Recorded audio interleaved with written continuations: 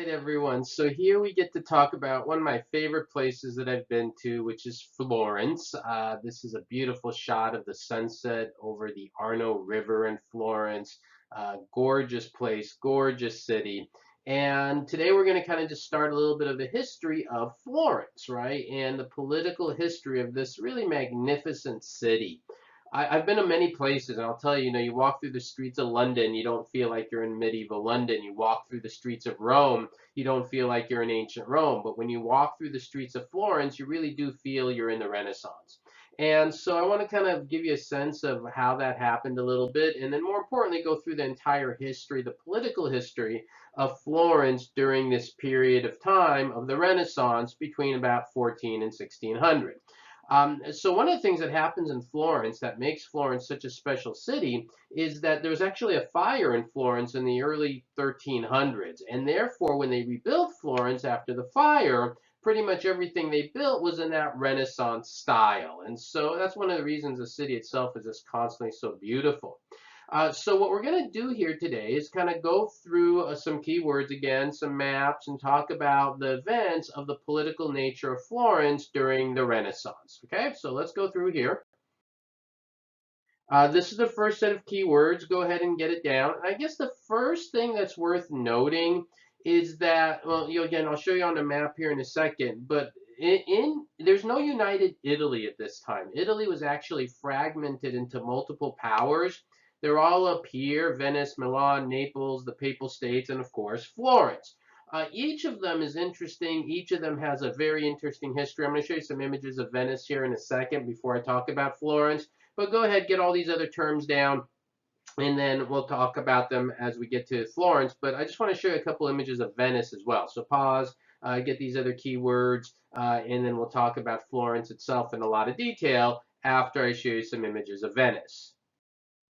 So first of all, this is just our map of Italy, right? And here you have Florence right over here. Venice is further north, and these are the others, like I said, Milan, the Papal States, and so forth. So they're all on this map, and this is what I mean by Italy being fragmented. There is not one powerful Italy. Instead, it's fragmented into a whole bunch of powers.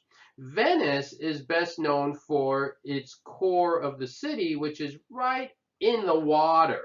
They actually built Venice in the water. And so let me just show you a couple examples here. These are the canals of Venice, right? Absolutely gorgeous place. And one of the things that's with the deal with Venice is because they built much of the city, you see, this is where people are living or used to live, and their homes, those are homes and houses, but they built it in the water. And, water level goes up and down. And what has happened is the water level has gradually risen in this area, and therefore much of the city is sinking. Very few people live in Venice today, actually. It's basically tourists because it's very hard to live in the city of Venice. But it's absolutely beautiful. There's another beautiful cathedral in Venice called St. Mark's Cathedral. There's St. Mark's Cathedral. There's always pigeons around it. And I don't know how well you could see this. I'll show you a close-up, but there are mosaics as you enter the cathedral and inside the cathedral, and these mosaics are made out of gold. Venice had a lot of money. Remember back when we talked about the Crusades, excuse me, when we talked about the Crusades, we had talked about the amount of money Venice had. And these mosaics you see here, all of these are gold. Look at this. This is a close-up. It's all gold mosaics. So Venice is very wealthy. It had a lot of money. Unfortunately, today, when it does rain, it begins to flood a little bit. This is what it looks like when it floods a little bit. And this is what Venice looks like when it floods a lot. And I wouldn't be smiling if I was in this water. It's pretty nasty, but these are a couple crazy folks decided to go into the big old floods of Venice. This was a few years ago. I saw this picture. I'm like, oh, God, I got to use this in class. So anyways, so they do get their floods, and it does get pretty bad there. All right, so that's a little bit. Again, Venice is beautiful. They have an interesting history, but we're going to focus on Florence. So here's just another good image of Florence. Remember the story of the Duomo. This is actually a really good picture of it that I don't think I showed you last time. But it's just a beautiful place, Florence. All the red roof tiles, very Renaissance style. And it was here in Florence that I could begin to talk about the story of the political history. So now let's talk about Florence. So Florence had a was a pretty big city. It had about 100,000 people who lived in it. And the city-state of Florence was technically an oligarchy. All right, technically it was an oligarchy. And the governing body was that signoria. So that was one of the key terms, right? And the signoria, that governing body of Florence, really consisted of just 7 to 9 men. Again, the focus of this lecture is going to be to understand the governmental system of Florence and the politics of it. And so technically the Signoria, they were the ruling governing body. We call it the Signoria because they sat in a building called the Signoria. There it is, right? And so in this building, the governing body ran Florence. Now, there are 100,000 people who lived in Florence. How do you get these 7 to 9 men who serve in there? Well, before you could even serve in the governing body of Florence, you had to be a member of one of the guilds. What's a guild? Well, in Florence, there were many different guilds. I believe there were 21 guilds, and a guild is a group of people who share a specific profession. And so there were a lot of guilds. The most important guilds were the Wool Guild and the Banking Guild. But you had to be a member of a guild before you could even be in the governing body of Florence. How many of those were there? Only about 3,000. Still, they have to narrow it down from 3,000 to 7 to 9 men. Well, the way they do that is they randomly pick 7 to 9 men to serve in the governing body. So they randomly do it. They all rotate. This sounds familiar, maybe ancient Athens, if you remember, with the story of Cleisthenes and the bull we talked about earlier in the semester. And they're technically the governing body of Florence. Now, they're not really the ones with the power, however, because the real power in Florence is not in the hands of the Signoria. The real power in Florence is in the hands of the strongest families of the strongest guilds. So as I said, there are about 21 guilds. The two most important guilds are the wool and the banking. The banking guild is really important. And the real key to power in Florence is to be part of either the wool or the banking, or ideally both of those guilds. And to really know who has power in Florence, therefore, we have to know which family dominated these guilds. And there were multiple families, but there was one family to rule them all. And that one family that was going to be the dominant family of Florentine history, maybe you've heard of them before, is the Medici family. So here we go. We're going to start with a few Medicis here, and then we're going to talk about a few more Medicis and go through that. All right, so the first Medici you need to know is Giovanni de' Medici. And you can see Giovanni, I give you his dates. And the reason Giovanni de' Medici is important is he is the one who gets, the family's already in the Wool Guild. So the family's in the Wool Guild under Giovanni. He gets them into the Banking Guild. But not only does he get the family into the Banking Guild, he does one other thing as well. He secures the most important client. What client? The Pope, the church. The church will put their money in the Medici Bank. And so we talked about banking, how it was really important in the Renaissance, and now we're really seeing this because even the church is involved in banking. And the church has a lot of money, even though the church power went down, church has a lot of money.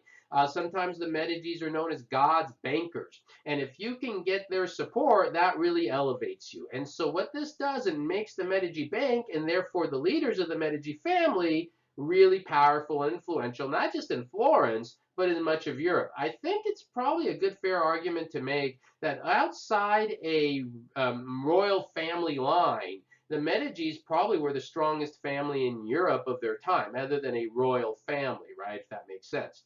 So anyways, Giovanni does that, very important. He dies in 1429. What happens when he dies? Who takes over the family business? His son. Who's his son? Cosmo. So get these other words down. I'm going to go to a picture of Cosmo here, and then I'm going to kind of tell you the rest of the story of the individuals you see here. All right, so get the terms down. This is a good image of Cosmo, so I want to kind of show you this picture of him. So Cosimo Medici, he comes in, again, about 1429, 1428, 1429, and he's young, charismatic, good energy, and he does really well. The problem for Cosimo is that the Medicis by now have become pretty dominant, and not everybody likes them. Who doesn't like them? other Renaissance families, right? There are other families there, including that one family, one of those key words, the Albicci family. The Albicci family were one of the rival families of the Medicis. So in 1433, there's a big plot. In that Plaza de Signoria, if you remember in that image I showed you, the Signoria, at the very top, there was a big bell tower. Inside that bell tower, there's a bell called the Vacca. And when the Vacca rings, that means there is this big, plot, something big is going on. All the major people in Florence come running to that Plaza de Signoria. And so that's exactly what happens in 1433. And what had happened when that bell rang, ding, ding, ding, the Albicci family were there. And the Albicci family said to everybody who was there, all the important people in Florence, we have evidence that Cosmo and the entire Medici family are traitors to Florence, that they need to be done away with. They wanted them dead. But the Medicis had enough friends in Florence where that wasn't going to happen, but not enough friends for them to avoid not having some sort of, to deal with this. Now, was any of this true? No, the Medicis were not betraying Florence. That's what the Albicci accused them of. The Albicci accused them of betraying Florence and being enemies to Florence. They were just making stuff up because they basically wanted to be the more powerful family. So what ends up happening is Cosmo and his entire family is ostracized out of Florence in 1433. All right, well, is that the end of the story? Not at all. Because after Cosmo is ostracized, less than a year later, the Vacca rings again. Ding, ding, ding. Everybody comes running to the Plaza de Signoria. Who's there? Cosmo. He returns less than a year later.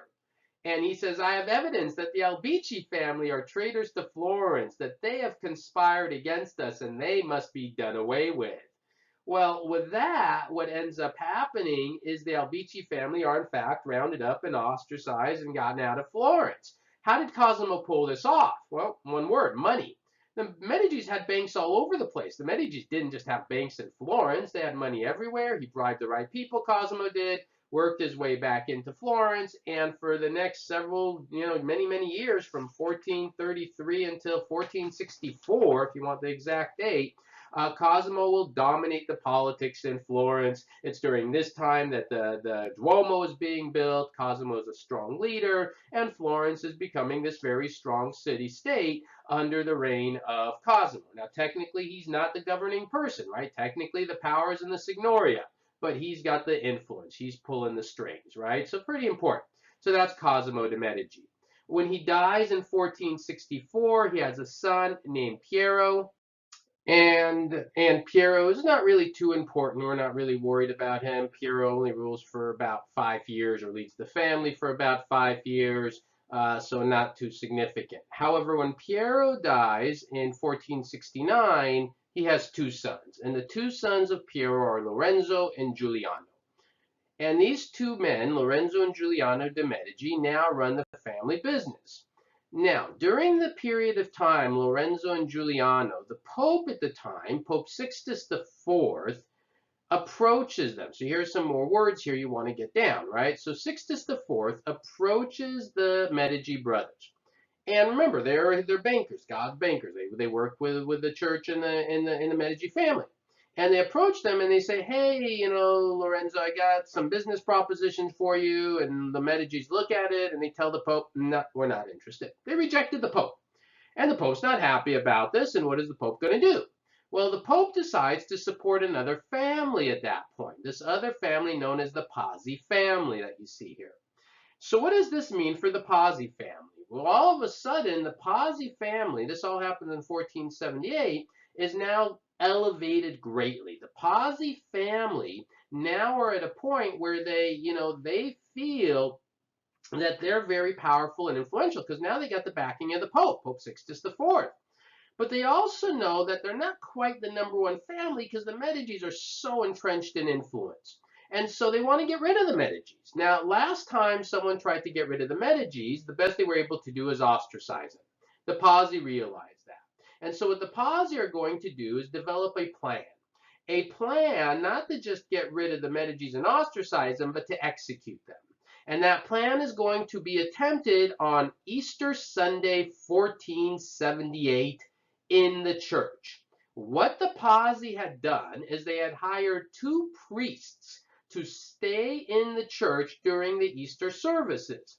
And these two priests are going to hide with them daggers. And they're going to use these daggers. One will stand behind Lorenzo, one standing behind Giuliano.